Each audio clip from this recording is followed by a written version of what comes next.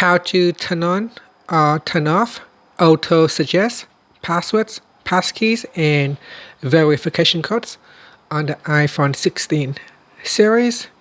First, let's go back to the home screen by swiping up at the bottom of the screen. Then on the home screen, tap on Settings. Now from the Settings page, we then scroll down and tap on General. After that, scroll down and tap on Autofill and Passwords. Next, at the top here, tap on Autofill Passwords and Passkeys. Tap on the toggle button to turn it on or switch it off. And that's it. When this is on, the phone will automatically suggest passwords, passkeys, and verification codes when signing into apps and websites.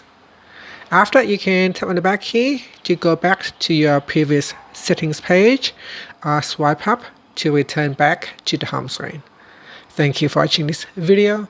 Please like and subscribe to my channel for more videos.